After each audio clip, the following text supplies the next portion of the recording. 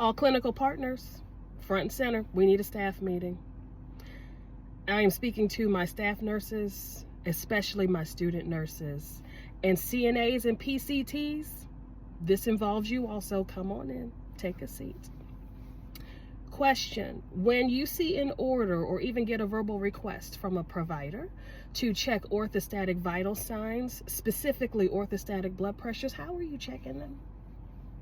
Are you checking the blood pressure when the patient is in a lying and then a seated and then a standing position? That's what I thought. We're not doing that anymore, and I'm going to explain why. On today's episode of Make It Make Sense Cardiology Edition, I am going to talk to you about the correct way to check orthostatic blood pressures when the supposition is orthostatic hypotension. For those of you who I've not had the pleasure of meeting so far, my name is Andrea Gibson. I am an acute care adult gerontology nurse practitioner. I also have a nursing certification in cardiac medicine. And I also hold a doctor of nursing practice, which means I am deeply invested in the application of nursing knowledge from the nursing support level, these are your CNAs and your PCTs, on through the LPN and RN arena, and also into the nurse practitioner world. I'm so invested, and I've done a lot of research that shows we have been taught we've been miseducated in nursing. Anyway, let's dive in. Orthostatic hypotension, also called postural hypotension, which means that when the patient changes position, typically from either a lying or a seated position to a standing position, you're going to see a significant drop in the systolic blood pressure. That's the top number on the blood pressure. If that drop in blood pressure is substantial enough, it can cause symptoms. Most oftenly reported are dizziness, lightheadedness, a general feeling of unwellness, and for some people, it may be even so extreme that they have full-on fainting episodes. If that is what is suspected by your provider, when the patient verbalizes their complaints, the provider is going to ask for a set of orthostatic blood pressure checks to be performed.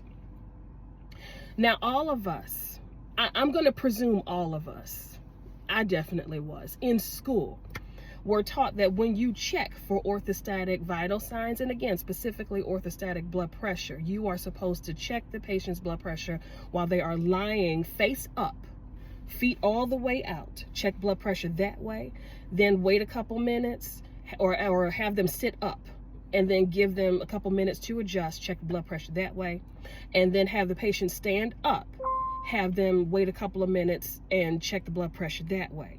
And then, of course, you record the vital signs accordingly, give them to your provider, and let the provider do with them as they will. I am here to tell you, and I'm going to hold your hands real tight when I tell you this, that we have been grossly miseducated when it comes to how to check orthostatic blood pressures correctly. Again, the premise behind checking these blood pressures is to see if there's a substantial drop when the patient changes position. So if you are looking for a substantial drop, or potentially looking for a substantial drop, you need to check blood pressures in just two positions. Either, preferably, lying flat, face up, feet fully extended, and then standing.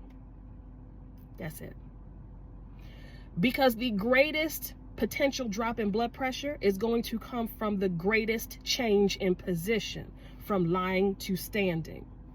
Now, granted, there are some times where you are going to have some patients who are just completely unsteady on their feet and they are at high risk for falls. So standing just might be out of the equation for them. I understand that. And if that is the case, then you check blood pressures, orthostatic blood pressures in this patient when they are in a lying position and then a seated position, because that's the best that they got to offer. That's the best that they can do. It's a change.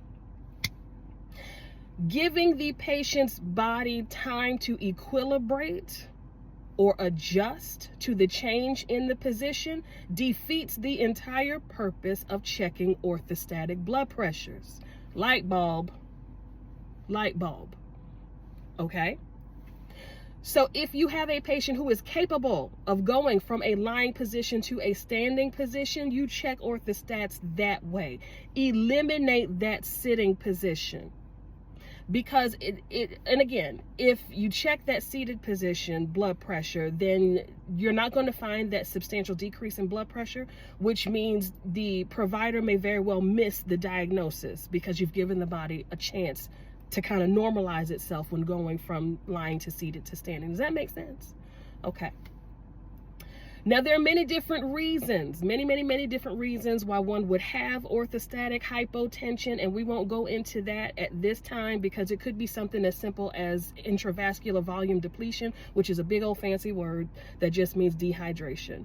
Or it could be something as serious as autonomic dysfunction. And again, we won't get into that now. I'm going to do a whole other post about syncope and the causes therein from a cardiology perspective.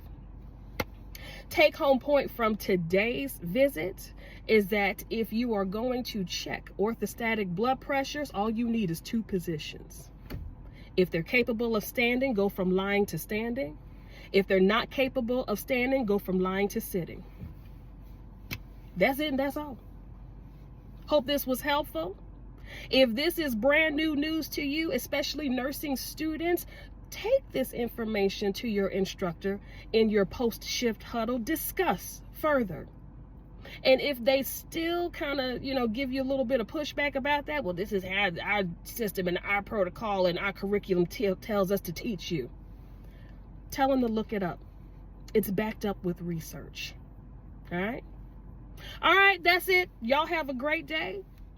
Hope everything turns out well for you today. And I'll talk to you later. Bye.